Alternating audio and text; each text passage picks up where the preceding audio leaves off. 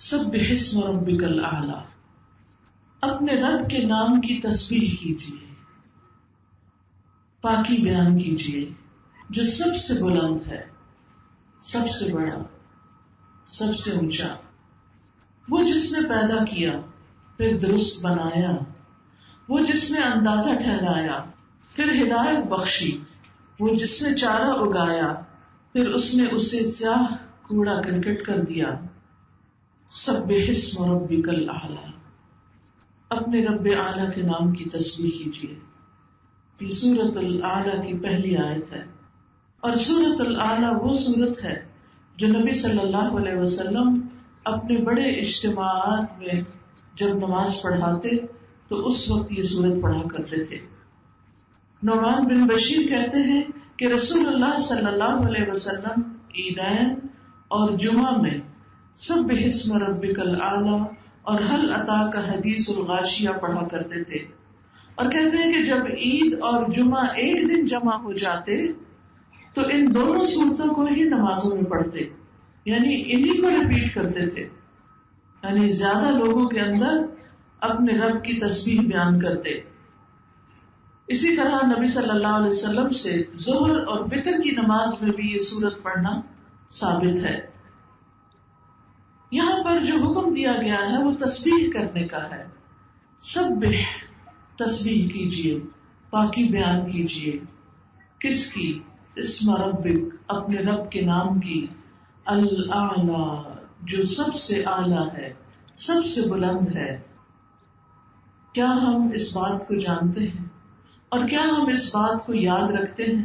کیا ہم اس بات کو محسوس کرتے ہیں کہ ہمارا رب سب سے اعلی ہے، سب سے بڑا ہے؟ کیا ہم اپنی عملی زندگی کے اندر اس بات کو سوچ کر لرز جاتے ہیں؟ کیا جب اس کا کوئی حکم ہمارے سامنے آتا ہے، نماز کا وقت آتا ہے، کوئی اور نیکی کے کام کا موقع ہمیں ملتا ہے، تو کیا ہم یہ سوچ کر کرتے ہیں کہ یہ حکم میرے رب اعلیٰ کا ہے؟ حقیقت یہ ہے کہ اللہ سبحانہ وتعالی اپنی ذات کے اعتبار سے بھی بلند ہے۔ قرآن مجید میں آتا ہے فَتَعَالَى اللَّهُ الْمَلِكُ الْحَقُّ، پس بہت بلند ہے اللہ جو سچا بادشاہ ہے، لا الہ الا ہو، اس کے سوا کوئی معبود نہیں، هو رب العرش الکریم، وہ عزت والے عرش کا رب ہے۔ اللہ سبحانہ وتعالی اپنی ذات کے اعتبار سے بھی بہت بلند اور اونچا ہے، وہ عرش پر مستوی ہے۔ یہ جو ہم کہتے ہیں نا کہ اللہ تعالیٰ میرے دل کے اندر ہے، اس کی یاد تو ہمارے دل کے اندر ہے، لیکن اللہ کی ذات کہاں پر ہے؟ عرش پر۔ اور عرش کہاں ہے؟ عرش تمام مخلوقات کی چھت ہے، ساری کی ساری اللہ کی کریشن اس عرش کے نیچے آتی ہے، اور عرش پانی پر ہے، اور پانی سارے آسمانوں کے اوپر ہے، اور اللہ تعالیٰ عرش پر بلند ہے۔ ساتوں آسمان ہم سب جانتے ہیں کہ جیسے یہ ہمارا آسمان ہے یہاں جس کو ہم دیکھتے ہیں، اس کے بعد ایک اور آسمان ہے، پھر ایک اور آسمان ہے، پھر ایک اور آسمان ہے، پھر ایک اور آسمان ہے، پھر ایک اور آسمان ہے، پھر ایک اور آسمان ہے، یعنی 7 آسمان تہ بتہ ہیں۔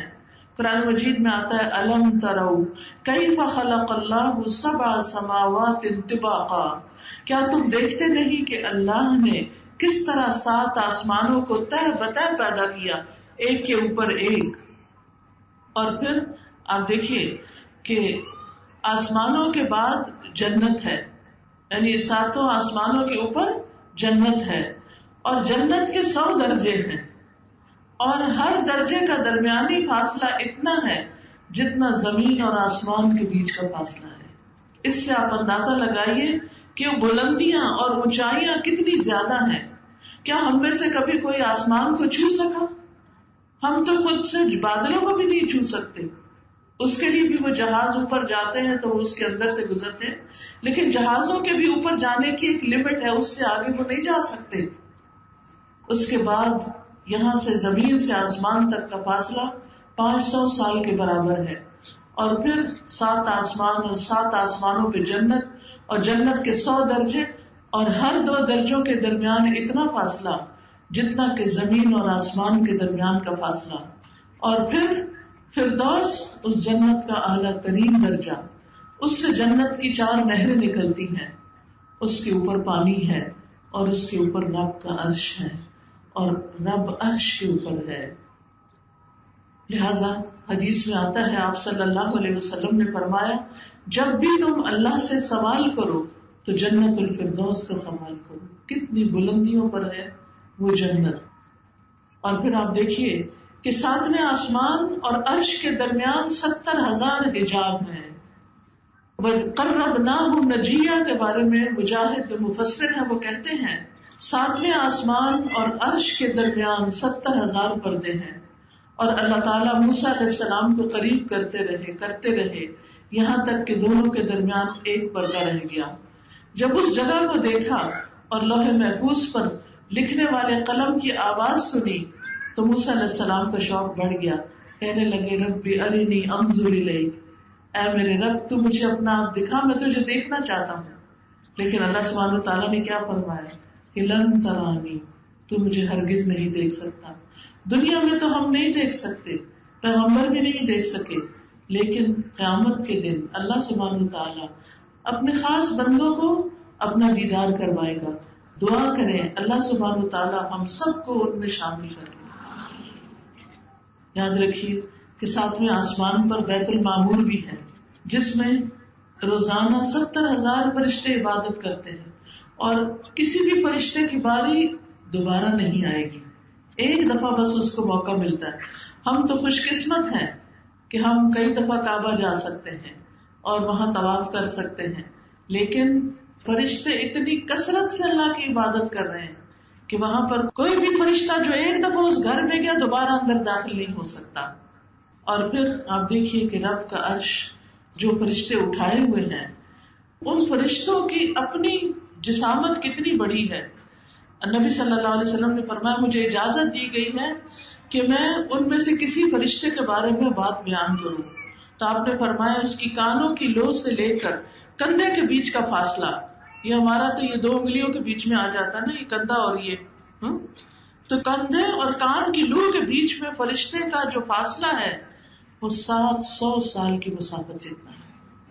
یہ صرف اس کی سمجھے گردن ہے اتنی بڑی ہے، تو وہ باقی فرشتہ کتنا بڑا ہوگا ان فرشتوں میں سے جو عرش اٹھائے ہوئے ہیں. اس سے آپ اندازہ لگائیں کہ رب کی تخلیق کتنی بڑی ہے، رب کی تخلیق کتنی بڑی ہے اور رب کتنا بڑا ہے. لیکن ہم اس کی بڑائی کو نہ جانتے ہیں نہ محسوس کرتے ہیں.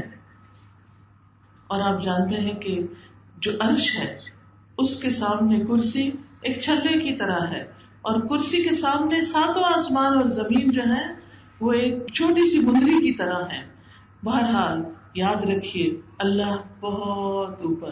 جب بچوں کو بھی بتائے نا، جب وہ پوچھتے ہیں اللہ تعالیٰ کہاں ہے تو انہیں بتایا کریں اللہ تعالیٰ اوپر، اللہ تعالیٰ عرش پر. آپ دیکھیں کہ ہم سب کے دل میں جب اللہ کا خیال آتا ہے تو کیا آتا ہے کہ اللہ اوپر ہے. یہ جو ہم کہتے ہیں نا پتے پتے اور ڈالی ڈالی میں اللہ ہے، اللہ یہاں نہیں ہے. اللہ سبحانہ و تعالیٰ اپنی ذات کے اعتبار سے عرش پر ہے، پھر اپنی صفات کے اعتبار سے بھی اللہ تعالیٰ بہت بلند ہے، ہر نقص اور عیب سے پاک ہے. قرآن مجید میں آتا ہے سبحانہ وتعالی عما یقولون علوا کبیرا، کہ اللہ صاحب عرش وہ پاک ہے ان باتوں سے بہت بلند و برتر ہے جو یہ لوگ کہتے ہیں.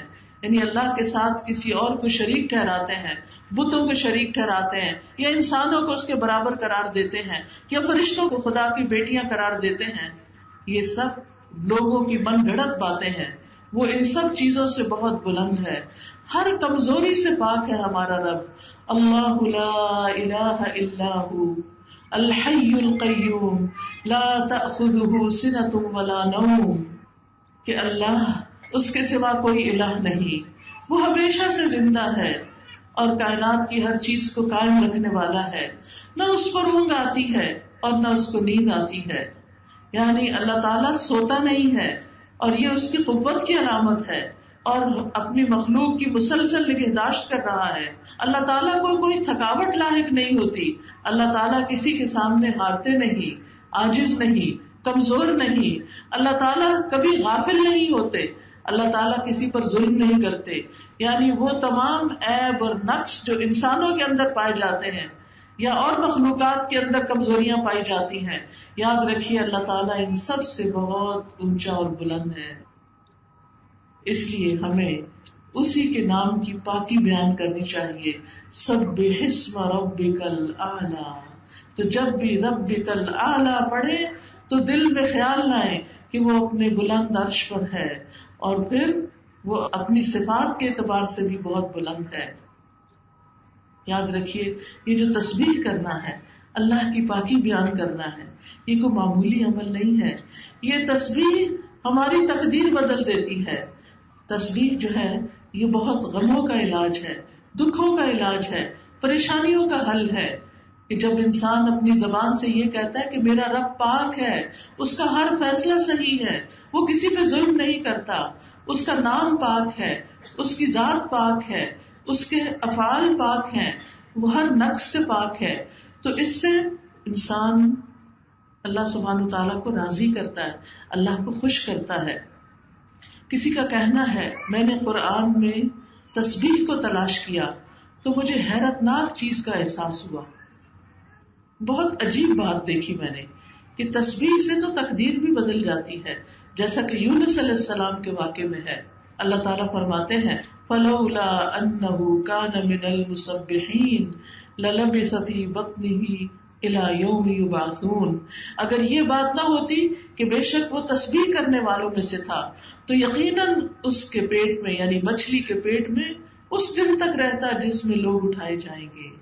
یعنی یونس علیہ السلام کو اللہ نے تکلیف سے نجات کیوں دی؟ کیونکہ انہوں نے کیا پڑھا تھا؟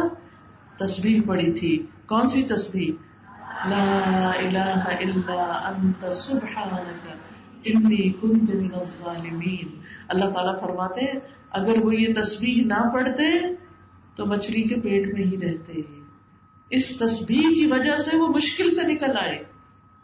اور ہمارے لیے بھی کیا حکم ہے کہ فنجیناہ من الغم وکذالک ننجی المؤمنین. ہم نے یونس علیہ السلام کو غم سے نجات دی، اس تسبیح کی وجہ سے ان کا غم دور کر دیا، اور ہم مومنوں کو بھی اسی طرح نجات دیتے ہیں.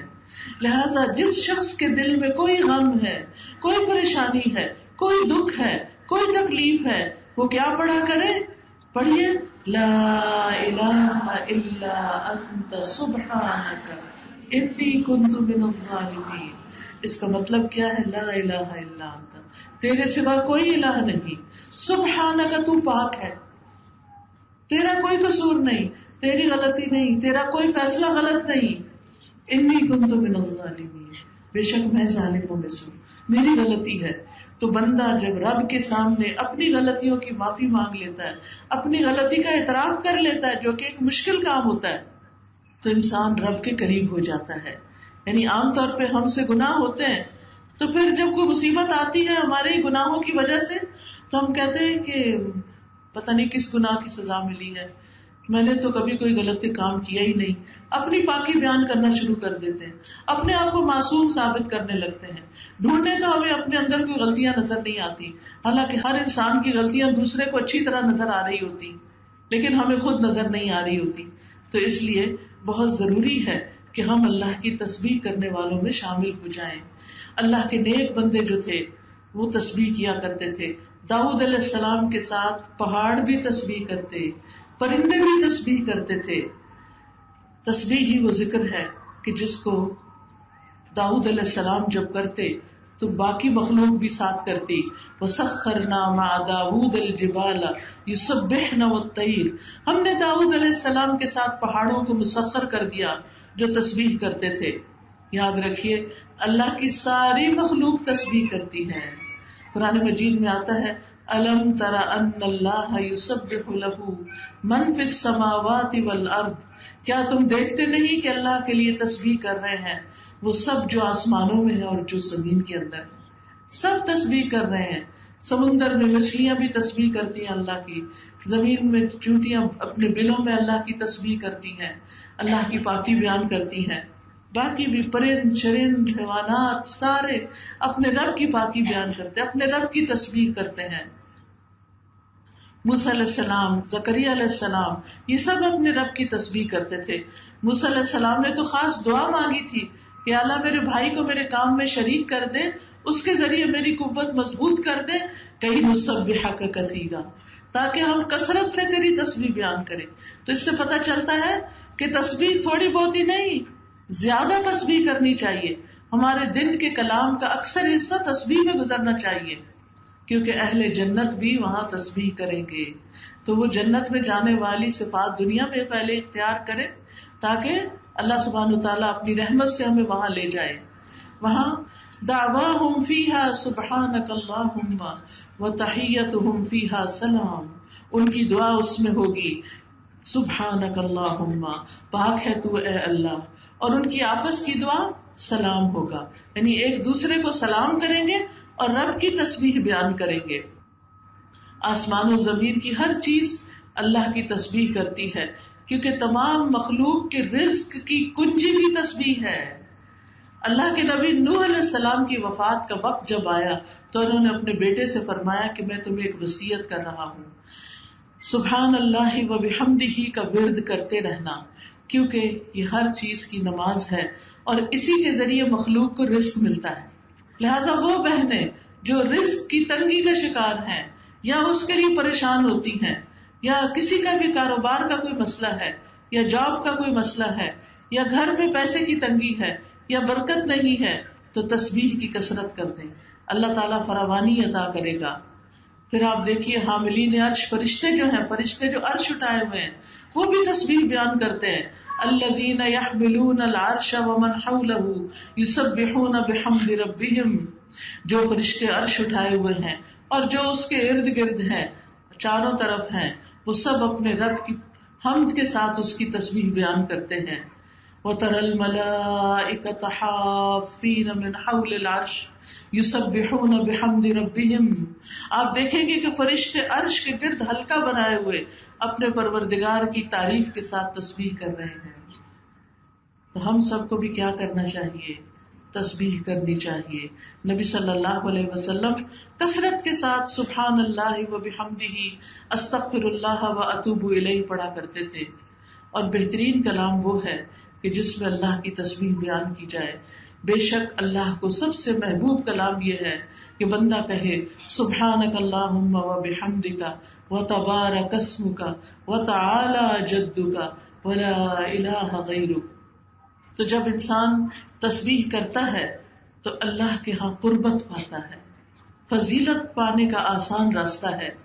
رسول اللہ صلی اللہ علیہ وسلم نے فرمایا، تم لوگ اللہ کی عظمت کا جو ذکر کرتے ہو، یعنی تسبیح، تحلیل اور تحمید، وہ عرش کے ارد گرد چکر لگاتے ہیں، اور ان کلمات کی بھنبھناہٹ ہوتی ہے جیسے شہد کی مکھیوں کی بھنبھناہٹ، یعنی ہم جب تسبیح پڑھتے ہیں تو یہ کہاں پہنچ جاتی ہے؟ عرش کے پاس پہنچ جاتی ہے، اور وہاں یہ کلمات اپنے ذکر کرنے والے کی اللہ کے ہاں یاد دلاتے ہیں۔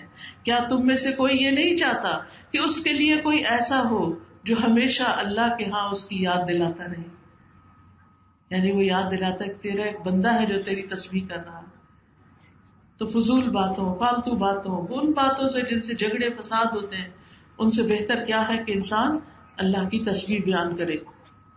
پھر یاد رکھیے، تسبیح جو ہے وہ دل کی تنگی اور گھٹن کا علاج ہے، دل کی گھٹن کا علاج ہے۔ جب آپ کا سینہ گھٹ رہا ہو، جب آپ بلا وجہ اداس ہو رہے ہوں، جب آپ کی روح بے چین ہو رہی ہو، تسبیح شروع کر دیں، سبحان اللہ و بحمدہ، سبحان اللہ العظیم، پڑھتے رہے پڑھتے رہے پڑھتے رہے، لا الہ الا انت سبحانک انی کنت من الظالمین۔ تو آپ دیکھیں گے کہ آپ کا دل قرار پکڑ جائے گا، آپ کے اوپر سے بوجھ ہٹ جائے گا۔ اور خاص طور پر جب لوگ آپ پہ باتیں بنائیں، ہوتا ہے نا کہ ہر وقت انسان کو لوگوں کا ڈر ہوتا ہے، اچھا کھانا اچھا نہیں بنا، لوگ باتیں بنائیں گے، میں نے اس شادی میں کپڑے پرانے پہن لیے، لوگ باتیں بنائیں گے، میں نے اپنی بہو کو یہ نہیں دیا تو لوگ باتیں ہر وقت ہمیں لوگوں کی باتوں کا ڈر ہوتا ہے جس کی وجہ سے ہم اللہ کی فرما برداری نہیں کرتے، اللہ کی اطاعت نہیں کرتے، اللہ کے آگے جھکتے نہیں کہ لوگ کیا کہیں گے. تو اس کا علاج بھی کیا ہے کہ انسان اپنے رب کی تسبیح کرے. سبحان اللہ و بحمدہ سبحان اللہ العظیم. رسول اللہ صلی اللہ علیہ وسلم نے فرمایا جو شخص رات سے خوف کھائے، بعض اوقات ایسا ہوتا ہے نا، سب بچوں کی شادی ہو جاتی ہے، سب چلے جاتے ہیں، گھر خالی ہو جاتے ہیں، آپ اکیلے رہ جاتے ہیں، آپ کو رات کے وقت ڈر لگنے لگتا ہے. بہترین علاج ہے تسبیح. نبی صلی اللہ علیہ وسلم نے فرمایا جو رات سے خوف کھائے کہ وہ اسے پریشان کرے گی، یا مال خرچ کرنے سے بخل کرے، یعنی اس کو صدقہ کرنے کو دل نہیں چاہتا، یا دشمن سے مقابلہ کرنے سے ڈرے، تو اس کو اس قول کی کثرت کر دینی چاہیے سبحان اللہ و بحمدہ، کیونکہ یہ اللہ کے نزدیک سونے کا پہاڑ اللہ عز و جل کے راستے میں خرچ کرنے سے زیادہ محبوب ہے.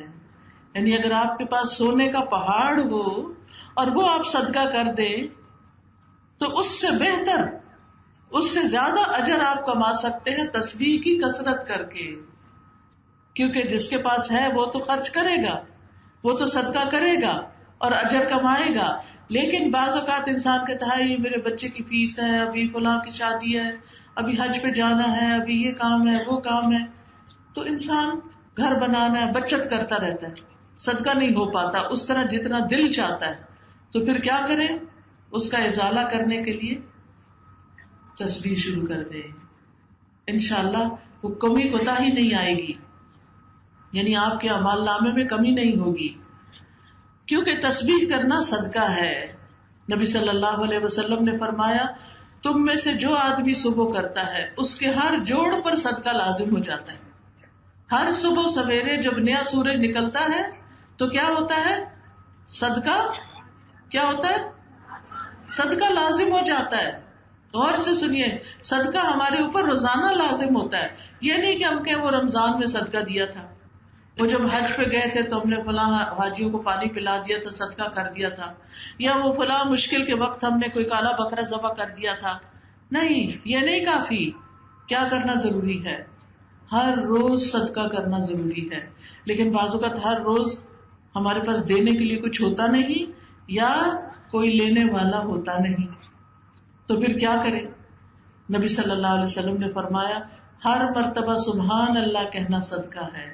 یعنی پھر آپ سبحان اللہ کی تسبیح شروع کر دیں، کیونکہ 360 جوڑ ہیں، کم از کم دن میں 360 دفعہ سبحان اللہ ضرور پڑھیں. الحمدللہ کہنا صدقہ ہے، ہر مرتبہ لا الہ الا اللہ کہنا صدقہ ہے، ہر مرتبہ اللہ اکبر کہنا صدقہ ہے، نیکی کا حکم دینا صدقہ ہے، برائی سے روکنا صدقہ ہے. تو انسان کو یہ صدقہ اپنی جان کی خاطر ہر روز کرنا چاہیے. اس سے انسان کی نیکیوں میں اضافہ ہوتا ہے، خطائیں معاف کر دی جاتی ہیں. یعنی صبح شام اگر انسان 100 بار سبحان اللہ و بحمدہ پڑھتا ہے تو اس کے گناہ معاف ہو جاتے ہیں، اگرچہ وہ سمندر کی جھاگ کے برابر ہی کیوں نہ ہو. پھر اسی طرح 100 اونٹوں سے افضل عمل ہے. ایک بار تسبیح پڑھنے سے زمین و آسمان کے درمیان کی جگہ بھر جاتی ہے. یہ زبان پر بڑے ہلکے کلمات ہیں، سبحان اللہ سبحان اللہ، دل بھی خوش ہو جاتا ہے. کیونکہ ہم عام طور پر سبحان اللہ کب کہتے ہیں؟ جب ہمارا دل خوش ہوتا ہے کسی چیز کو دیکھ کر یا اللہ کی کوئی بڑائی سامنے آتی ہے. خاص طور پر سبحان اللہ و بحمدہ سبحان اللہ العظیم، یہ 2 کلمات ایسے ہیں کہ جو زبان پہ ہلکے ہیں، میزان میں بھاری ہیں. اسی طرح جو صبح اور شام 3 دفعہ یہ پڑھ لیتا ہے سبحان اللہ و بحمدہ عدد خلقہ ورضا نفسہ وزنۃ عرشہ ومداد کلماتہ، تو یہ بہت سارے ذکر کو کافی ہو جاتا ہے. آگ سے بچاؤ کا ذریعہ ہے تسبیح. ہر تسبیح سے جنت میں درخت لگتا ہے. اب آپ کی اپنی مرضی کہ آپ جنت کو کتنا ہرا بھرا دیکھنا چاہتے ہیں. اب تسبیح کب کب کی جائے؟ تسبیح صبح شام کی جائے. قرآن مجید میں آتا ہے یا ایھا الذین آمنوا اذکروا اللہ ذکرا کثیرا وسبحوہ بکرۃ واصیلا. اے ایمان والو، اللہ کو بکثرت یاد کیا کرو اور صبح شام اس کی تسبیح بیان کیا کرو. تو اپنے اوپر لازم کر لیں، پابندی کر لیں. اگر آپ آرام سے ایک جگہ بیٹھ کے نہیں کر سکتے تو مثلا صبح کا ناشتہ بناتے ہوئے تسبیح کرتے رہیں، شام کا کھانا بناتے ہوئے تسبیح کرتے رہیں. تو اس طرح جو کام آپ روز صبح شام کرتے ہیں، میں نے تو ایک مثال ہی دی ہے، تو اس میں آپ تسبیح کرتے رہیں. پھر اسی طرح خصوصاً سورج نکلنے کے وقت نماز کے آغاز میں رکوع اور سجدوں میں، سجدے میں سبحان ربی الاعلیٰ کئی دفعہ دہرائیں، پھر نمازوں کے بعد بھی پڑھیں 33 دفعہ سبحان اللہ، 33 دفعہ الحمدللہ اور 34 دفعہ اللہ اکبر. اگر اتنی دفعہ ٹائم نہ ہو تو 10 دفعہ ہی پڑھ لیں. پھر رات کے وقت نبی صلی اللہ علیہ وسلم جب سونے لگتے تھے تو سبحان اللہ سبحان اللہ سبحان ربی پڑھتے رہتے. ان کے خادم کہتے ہیں کہ میری آنکھ لگ جاتی تھی، لیکن نبی صلی اللہ علیہ وسلم دیر تک اللہ کی تسبیح بیان کرتے تھے، سوتے وقت اللہ کی تسبیح. پھر اسی طرح قرآن پاک پڑھتے ہوئے جہاں اللہ تعالیٰ کی پاکی بیان ہو، کوئی اچھی بات بیان ہو، تو اس وقت سبحان اللہ کہتے تھے آپ. بجلی کی کڑک سن کے سبحان الذی سبحت لہ، پھر بلندی سے اترتے ہوئے سبحان اللہ پڑھتے. اس سے فائدہ کیا ہوگا؟ یعنی کیا فائدہ؟ سبح اسم ربک الاعلی الذی خلق فسوی والذی قدر فہدی والذی اخرج المرعى فجعلہ غثاء احوی سنقرئک فلا تنسى الا ما شاء اللہ انہ یعلم الجہر وما یخفی ونیسرک للیسرا. تسبیح سے، اللہ کا ذکر کرنے سے آپ کے کاموں میں آسانی پیدا ہوتی ہے، آپ کے لیے کام آسان ہو جائیں گے. کاموں میں آسانی کس کس چیز سے پیدا ہوتی ہے تسبیح کے علاوہ؟ اللہ کے تقوی سے. اللہ کا ڈر آسانیاں پیدا کرتا ہے. قرآن مجید میں آتا ہے وَمَن يَتَّقِ اللَّهَ يَجْعَل لَّهُ مِنْ أَمْرِهِ يُسْرًا. جو اللہ سے ڈرتا ہے اللہ اس کے کام میں آسانی پیدا کر دیتا ہے. تو اللہ کا ڈر اپنے اندر لائے. اللہ کا ڈر کیا ہوتا ہے؟ اللہ کا ڈر وہ چیز ہوتی ہے انسان کے اندر جس کی وجہ سے انسان اچھے کام شروع کر دیتا ہے اور برے کاموں سے بچنے لگتا ہے. انسان سوچتا ہے میرے پاس یہ وقت ہے، میں کیوں ضائع کر رہا ہوں، میں کوئی اچھا نیک کام ہی کر لیتا ہوں، کسی کی خدمت کر دیتا ہوں، تسبیح پڑھ لیتا ہوں. اور وہ یہ کیوں کرتا ہے؟ صرف اللہ کے لیے کرتا ہے، کسی کو دکھانے کے لیے نہیں. پھر اسی طرح کاموں میں آسانی ہوتی ہے لوگوں پر خرچ کرنے سے، دوسروں پر خرچ کرنے سے. قرآن مجید میں آتا ہے فَأَمَّا مَنْ أَعْطَى وَاتَّقَى وَصَدَّقَ بِالْحُسْنَى فَسَنُيَسِّرُهُ لِلْيُسْرَى. پھر جس نے اللہ کی راہ میں مال دیا اور پرہیزگاری اختیار کی اور بھلی باتوں کی تصدیق کی تو ہم اسے آسان راستے پر چلنے کی سہولت دیں گے. جس سے کیا پتہ چلتا ہے؟ جو دیتا ہے، جو اللہ سے ڈرتا ہے اور سچی بات کو سچ مانتا ہے، قرآن کی بات کو سچ مانتا ہے، جو سچ مانتا ہے اس پر عمل کر لیتا ہے نا. پھر اسی طرح آسانیاں ہوتی ہیں جب انسان کسی کے لیے آسانی پیدا کرتا ہے چھوٹی چھوٹی چیزوں میں. کوئی آپ کے ساتھ بیٹھا ہے، آپ کو پتا ہے کہ تنگ ہو رہا ہے، آپ اس کے لیے ذرا سی جگہ کھلی کر دیں. کسی کے راستے میں کوئی چیز پڑی ہے اس کو ہٹا دیں. کسی کو کوئی بات سمجھ نہیں آئی اس کو سمجھا کے دہرا کے آسان کر دیں اس کے لیے. تو جو شخص تنگ دست پر آسانی کرتا ہے اللہ سبحانہ وتعالیٰ اس کے لیے آسانیاں کرتا ہے. حدیث میں آتا ہے جس نے کسی مومن سے دنیا کی تکلیفوں میں سے کسی تکلیف کو دور کیا، مثلا کسی کا قرضہ چکا دیا، کسی کو کوئی دوا لا دی، کوئی بیمار ہے تو اس کی بیمار پرسی کر لی، اللہ قیامت کے دن اس کی تکلیفوں میں سے کسی تکلیف کو دور کر دے گا. اور جس نے کسی تنگ دست پہ آسانی کر دی، یعنی اس کا ہاتھ تنگ ہے، اس نے اس کے لیے تھوڑا سا اس کی مدد کر دی کہ اس کا ہاتھ کھل جائے، اللہ اس پر دنیا اور آخرت میں آسانی کرے گا. جس نے کسی مسلمان کی پردہ پوشی کی، اس کا عیب چھپا لیا، اللہ اس کی دنیا اور آخرت میں پردہ پوشی کرے گا. اور اللہ تعالیٰ تب تک اس بندے کی مدد میں ہوتے ہیں جب تک وہ بندہ اپنے بھائی کی مدد میں لگا رہتا ہے. آپ دوسروں کے کام بناتے رہیں، اللہ آپ کے کام بنائے گا. آپ دوسروں کی مدد کریں، دوسروں کے لیے آسانیاں پیدا کریں، اللہ آپ کے لیے آسانیاں پیدا کریں. چیزوں کو مشکل نہ بنایا کریں، چیزوں کو آسان کیا کریں تاکہ لوگوں کی زندگی آسان ہو اور وہ تمہیں دعائیں دیں. پھر دعا بھی کرنی چاہیے، رب اشرح لی صدری ویسر لی امری، اللہ میرے کاموں میں آسانی پیدا کر دے، رب اشرح لی صدری.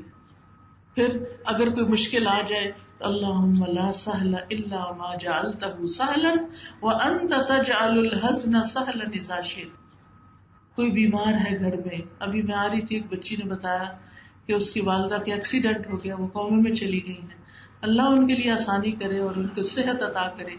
اللہ تعالیٰ باقی بھی آپ سب کی بھی زندگی میں جو مشکلات ہیں، بچوں کی طرف سے ہیں یا شوہر کی طرف سے ہیں یا مال کی طرف سے ہیں، جان کی، اپنی جان میں کوئی تکلیف ہے، اللہ آپ سب کے لیے بہت آسانیاں کرے. لیکن اللہ سے آسانیاں مانگا کرے اور لوگوں کو آسانیاں دیا کرے. پھر فرمایا فذکر ان نفعت الذکری سیذکر من یخشی ویتجنبها الاشقی. فذکر، پس آپ نصیحت کیجیے، ان نفعت الذکری، اگر نصیحت کرنا فائدہ دے، یعنی جو نصیحت قبول کرنا چاہتا ہے اس کو آپ نصیحت کریں.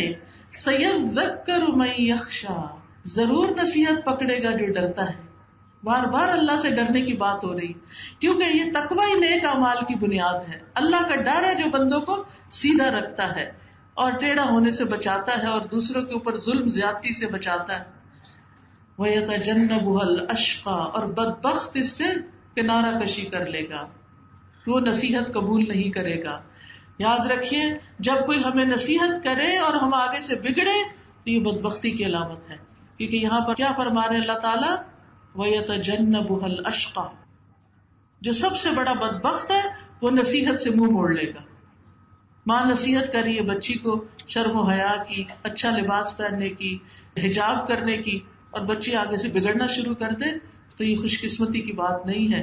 ماں باپ کو ستانا بھی ہے اور اللہ کی نافرمانی کرنا بھی ہے اس میں. تو ایمان والوں کو کیا حکم ہے، وَذَكِّرْ فَإِنَّ الذِّكْرَىٰ تَنفَعُ الْمُؤْمِنِينَ، نصیحت مومنوں کو فائدہ دیتی ہے. اور حدیث میں آتا ہے مومن کو اس حال میں پیدا کیا گیا ہے کہ وہ آزمائش میں مبتلا ہونے والا، توبہ کرنے والا اور بھولنے والا ہوتا ہے. یعنی وہ لوگوں کے برے سلوک نہیں یاد رکھتا، جب اسے نصیحت کی جاتی ہے وہ نصیحت قبول کر لیتا، اس کو مائنڈ نہیں کرتا، دل پہ لگا کے بیٹھ نہیں جاتا. اور نصیحت کرنے کے لیے سب سے بہترین چیز قرآن ہے. فرمایا فذکر بالقرآن من یخاف وعید، سو اس قرآن کے ساتھ اس شخص کو نصیحت کرو جو میرے عذاب کے وعدے سے ڈرتا ہے. لیکن نصیحت کس کو فائدہ نہیں دیتی؟ غافل دلوں کو فائدہ نہیں دیتی، منہ موڑ جانے والوں کو، انکار کرنے والوں کو فائدہ نہیں دیتی. اور نصیحت قبول نہ کرنے کا انجام کیا ہے کہ ہو سکتا ہے کہ انسان پھر کسی شرک میں پڑ جائے، کسی بدعت میں پڑ جائے، کسی کبیرہ گناہ میں پڑ جائے اور وہ آخر کار اس کو جہنم میں لے جائے. تو اس بات سے ڈرنا چاہیے. جب کوئی کہے نا کہ ایسا نہ کرو، شرک ہے، صرف اللہ سے مانگو، کسی اور سے نہ مانگو، صرف اللہ کے آگے سجدہ کرو، کسی اور کے آگے نہ، جو قبروں کے آگے مت سجدہ کرو، تو نصیحت قبول کر لینی چاہیے، خاص طور پر جو قرآن کے ساتھ نصیحت کی گئی ہو. اسی طرح کوئی اگر کہ ماں باپ کی بات مانا کرو، تو آپ کو پتا ہے نا کہ کبیرہ گناہوں میں اللہ کے ساتھ شرک کے بعد سب سے بڑا گناہ ماں باپ کو ستانا ہے، ماں باپ کی نافرمانی کرنا ہے. تو پھر ایسے بدبختوں کے لیے کیا ہے، پھر ان کی اکڑ تو وہی اسی آگ میں جا کے ٹوٹے گی. تو انسان اس آگ سے بچنے کے لیے اللہ کی پناہ مانگتا رہے، اللہ تو ہمیں پناہ دے دے اور اس جہنم سے ہمیں بچا لے. کیونکہ قیامت کے دن جب جہنم کو سامنے لایا جائے گا، اس دن جہنم کی 70,000 لگامیں ہوں گی، 70,000 لگامیں، یعنی ایک ایک لگام کو 70,000 فرشتے پکڑ کے کھینچ رہے ہوں گے اور وہ سرکش ہو رہی ہوگی، آؤٹ آف کنٹرول ہو رہی ہوگی. پھر جہنم کے کنارے سے گہرائی کا فاصلہ کتنا ہے، جیسے کنویں کے کنارہ ہوتا ہے نا، تو نیچے کتنا فاصلہ ہے. رسول اللہ صلی اللہ علیہ وسلم نے فرمایا، مجھے اس ذات کی قسم جس کے ہاتھ میں میری جان ہے، جہنم کے کناروں اور اس کی گہرائی تک پہنچنے کی دوری اور مسافت اس قدر ہے کہ اتنی بھاری چٹان ہو جس کا وزن 7 حاملہ اونٹنیوں، ان کی چربی، گوشت اور ان کی اولاد کے برابر ہو. اگر اسے جہنم کی منڈیر سے نیچے گرایا جائے تو وہ اس کے پیندے تک 70 سال میں پہنچے گا. وہ پتھر 70 سال میں پہنچے گا. اتنا نیچے اندھیری جہنم، اتنا تو نکلے گا کون نکل سکتا اس میں سے. تو اس لیے انسان کو توبہ کرنی چاہیے، اللہ سے ڈرتے رہنا چاہیے اور اس آگ سے بچنے کی فکر کرنی چاہیے. قیامت کے دن سورج اور چاند دونوں دوزخ میں لپٹے ہوئے ہوں گے تاکہ اس کی گرمی کو اور بھڑکایا جا سکے. پھر ایک ایک شرارہ جو ہے وہ ایک ایک محل کی طرح ہوگا. شرارہ صرف اس کا ایندھن انسان اور پتھر ہوں گے. ایک جہنمی کا سانس 1,00,000 لوگوں سے زیادہ کو جلا سکتا ہے، اتنی سخت ہے اس کی گرمی. نبی صلی اللہ علیہ وسلم نے فرمایا اگر اس مسجد میں 1,00,000 یا زیادہ لوگ بیٹھے ہوں اور ان میں ایک جہنمی آدمی ہو اور وہ سانس لے لے اور اس کی سانس سب کو پہنچے تو اس کے اثر سے مسجد سمیت سارے لوگ جل جائیں. پھر یہ کہ جہنم کے سائبان چاروں طرف ہوں گے، جیسے مارکی دیکھنے چاروں طرف، جہنم میں بھی چاروں طرف اس کے دیواریں ہوں گی اور اوپر بھی اور نیچے بھی، بچھونا بھی جہنم، اوڑھنا بھی جہنم. اور پھر اس جہنم کی خصوصیت کیا ہے کہ جب وہ دھیمی ہونے لگے گی اس کو اور بھڑکا دیا جائے گا، یعنی اس کی آگ ہلکی نہیں ہوگی. دنیا کی آگ تو یہ ہوتی نا جل جل کے ختم ہو جاتی. پھر فرمایا ثم لا يموت فيها ولا يحيا، پھر وہ اس دن نہ مرے گا اور نہ جیے گا. جہنمی جہنم میں مر نہیں سکے. دنیا میں تو اگر کوئی زیادہ جل جائے تو مر جاتا ہے جل کے، لیکن اس میں سے کوئی بھی بچ نہ سکے گا، یعنی زندہ ہی زندہ رہے گا، وہ موت نہیں آئے گی اس کو. قد افلح من تزکا وذکر اسم ربہ فصلی، یقیناً کامیاب ہو گیا وہ جس نے پاکیزگی اختیار کی اور اپنے رب کا نام یاد کیا پھر نماز پڑھی. یعنی کامیابی کے لیے کیا ضروری ہے کہ انسان 3 کام کرے. اندر کا تزکیہ کرے، اپنے آپ کو برے خیالات سے بچائے اور اپنے رب کے نام کا ذکر کرے، اللہ سے دعا کرے اور نماز پڑھے. یہ کام جو ہے انسان کو اللہ کے قریب کرتے ہیں. انسان اللہ سے دعائیں کرتا رہے اور موت کو یاد رکھے، اللہ تعالیٰ کی صفات کو جانے، روزانہ قرآن پڑھے. یہ سب کام انسان کو کامیابی کی طرف لے کے جانے والے ہوتے ہیں. یعنی ہم بعض اوقات کچھ کر نہیں سکتے لیکن ہمیں اس کا شوق ہونا چاہیے، ہمیں اس کے لیے دعا کرنی چاہیے، ہمیں اس کے لیے اللہ کو پکارنا چاہیے کہ یا اللہ یہ کام بہت اچھا ہے، مجھے اس سے محبت ہے لیکن مجھ سے ہوتا نہیں، تو مجھے اس کی توفیق دے دے. مثلا زندگی میں کم از کم ایک بار تو قرآن کو پورے سمجھ کے پڑھنا چاہیے، اس کا ترجمہ یاد کرنا چاہیے. جگہ جگہ کلاسز کھلی ہوئی ہیں، آپ وہاں جا کر داخلہ لے سکتے ہیں، پڑھ سکتے ہیں. اپنے ہفتے کا کچھ دن، 1 دن 2 دن 3 دن 4 دن، جتنا آپ آسانی سے ٹائم نکال سکیں آپ قرآن کی کلاسز میں شریک ہوں. اور پھر اس کے بعد یہ کہ اللہ تعالیٰ سے دعا کریں. اگر نہیں سبب بن رہا تو اللہ سے دعا کریں، سچی تڑپ پیدا کریں، اللہ سبحانہ و تعالیٰ ضرور کامیابی عطا کرے گا. پھر اسی طرح اپنے اعمال کو صرف اللہ کے لیے خالص کریں اور چھپ چھپ کر اللہ کے سامنے نیکیاں کریں. بندوں سے اپنی نیکیوں کو چھپائیں. کہتے ہیں کہ بندوں سے نیکیاں اس طرح چھپانی چاہیے جیسے ہم اپنے عیب چھپاتے ہیں. ہم بندوں سے اپنے عیب بہت چھپاتے ہیں. اگر ہماری کوئی برائی کسی کے سامنے کر دے تو ہم مائنڈ کر جاتے ہیں کہ تم نے سب کے سامنے کیوں کہا. اگر کوئی ہمارا کوئی ایسا برے کام کا راز کھول دے تو اس پہ بھی ہم ناراض ہوتے ہیں. تو اسی طرح ہمیں اپنی نیکیاں بھی چھپانی چاہیے. لوگوں کو دکھانے کے لیے نیکی کے کام نہیں کرنے. پھر اسی طرح کرنے کے کاموں میں یہ بھی ہے کہ انسان موت کو یاد رکھے. موت کو یاد رکھنے کا فائدہ کیا ہے کہ انسان پھر یہ سوچتا ہے کہ میرا وقت تھوڑا ہے، میں کچھ کر لوں، اپنے لیے تھوڑا ٹائم رہ گیا، کچھ بنا لوں، کچھ کر لوں، زیادہ سے زیادہ نیکی کے کام کروں، عبادت کروں، لوگوں کی خدمت کروں، کسی کے کام آؤں، لوگوں کے لیے آسانیاں کروں تاکہ میرے لیے آگے اللہ تعالیٰ موت کی منزلیں اور موت کے بعد کی زندگی آسان فرما دے. پھر اسی طرح کرنے کے کاموں میں سے ایک اور کام اللہ کے نام اور اللہ کی صفات کو جانے تاکہ اللہ کی معرفت حاصل ہو. کیونکہ ہمیں اللہ نے اس لیے پیدا کیا کہ ہم اللہ کی عبادت کریں. لیکن اگر ہمیں یہ نہیں پتا کہ وہ ہے کون، وہ کیسا ہے، وہ کیا کرتا ہے، اس کی طاقت کتنی ہے، وہ کہاں ہوتا ہے، تو پھر ہم اس کی عبادت صحیح طور پر نہیں کر سکتے. اور اس کے لیے اللہ کے ناموں کی جو اسماء اللہ الحسنی کے جو آڈیوز ہیں وہ بھی آپ سن سکتے ہیں. پھر اسی طرح اچھے دوست بنانا. آپ دیکھیے زندگی میں جن لوگوں کے ساتھ آپ اٹھتے بیٹھتے ہیں نا، موت کے وقت بھی وہی ساتھ ہوتے ہیں اور مرنے کے بعد بھی وہی جنازہ پڑھتے ہیں. اب یہ آپ پر ہے کہ آپ کا جنازہ کون پڑھے، کیسے لوگ پڑھے.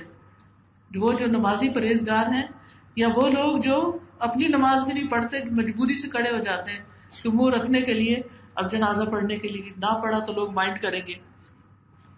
تو بہت ضروری ہے کہ ہماری دوستی نیک لوگوں کے ساتھ ہو، اچھے لوگوں کے ساتھ ہو، ایمان والوں کے ساتھ ہو، کیونکہ پھر دنیا میں بھی ہمیں وہ نیکی کی تلقین کرتے رہتے ہیں، مرنے کے وقت بھی ہمارے آس پاس ہمیں نیکی کی تلقین کریں گے، کلمہ پڑھوا دیں گے، تلاوت سنا دیں گے، اللہ کے نام سے دم کر دیں گے.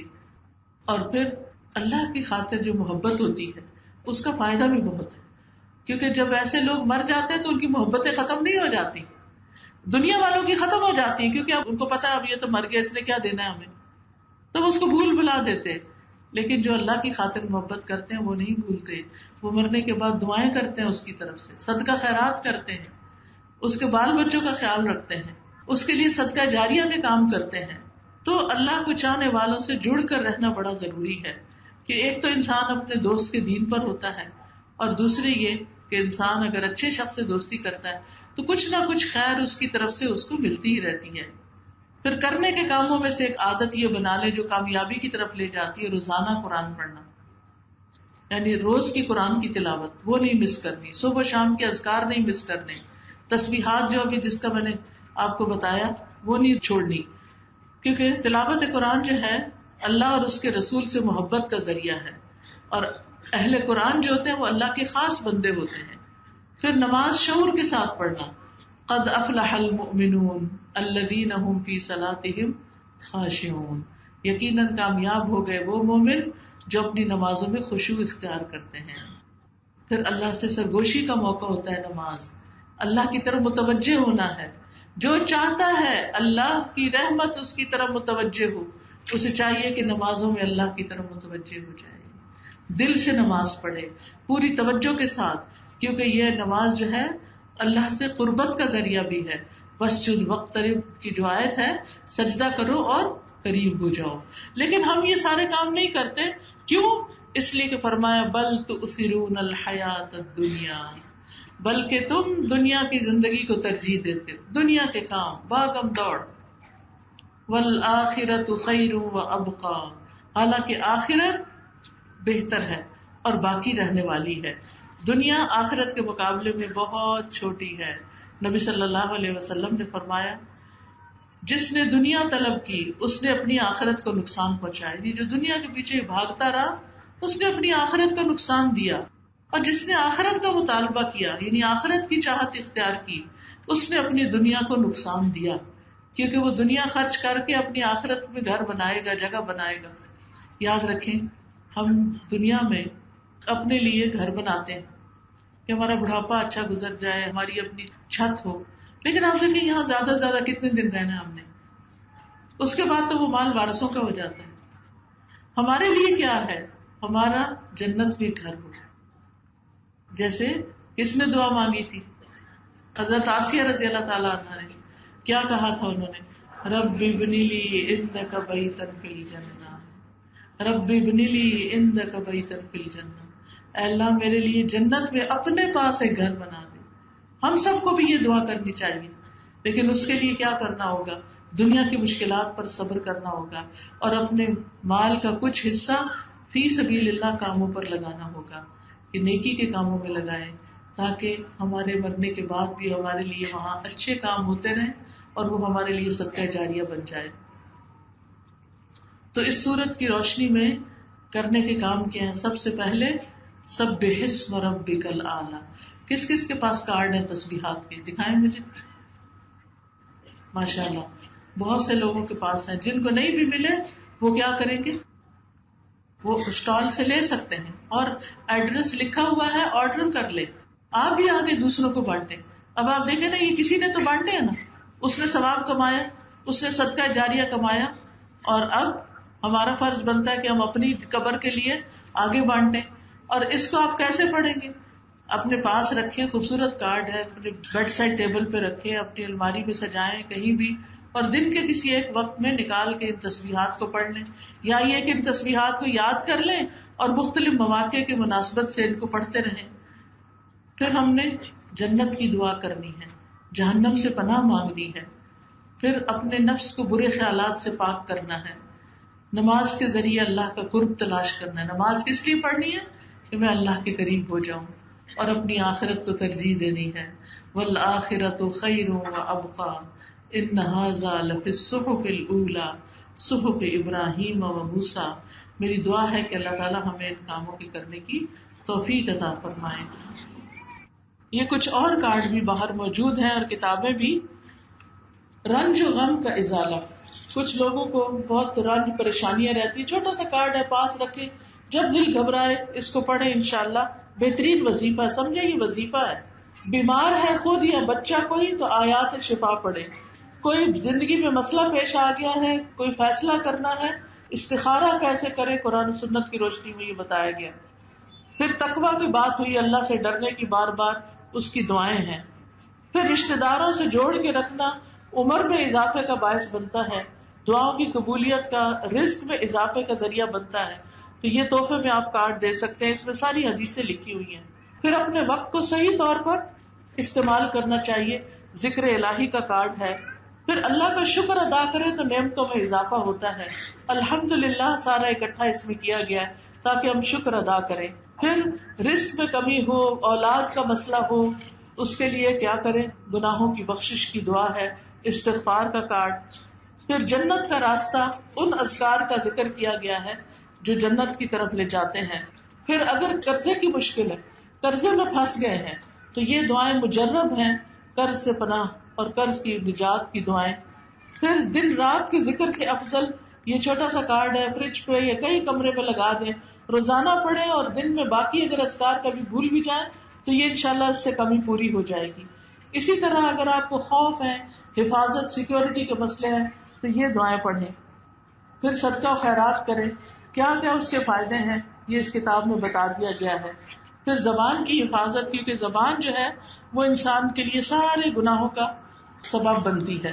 تو ہم یہ کتاب لیں، حدیثیں لکھی ہوئی اپنے بچوں کو پڑھ کے سنائیں، بزرگوں کو پڑھ کے سنائیں، اور اتنی محنت سے کتاب تیار کی گئی ہے. اگر آپ اس کو آگے پڑھ کے سنائیں گے تو آپ کے لیے بھی صدقہ جاریہ ہوگا. پھر جادو، حقیقت اور علاج. کئی لوگوں کو یہ وہم ہوتا ہے ان پہ جادو ہو گیا تو اس کا علاج کیسے کریں. پھر یہ ساری دعائیں، ایک کتاب ہے دعا کیجیے، اس کے اندر اکٹھی کر دی گئی ہیں. پھر یہ کہ حسن انجام، اچھا انجام کیسے ہوتا ہے، مختلف لوگوں کی کہانیاں یہاں بیان کی گئی ہیں. یہ کہانیاں پڑھیں گے تو ان سے بہت سا سبق انشاءاللہ ملے گا. تو آئیے دعا کرتے ہیں کہ اللہ تعالی ہم سب پر اپنی رحمت نازل فرمائے اور ہمیں ہر شر سے بچائے. وآخر دعوانا ان الحمد للہ رب العالمین.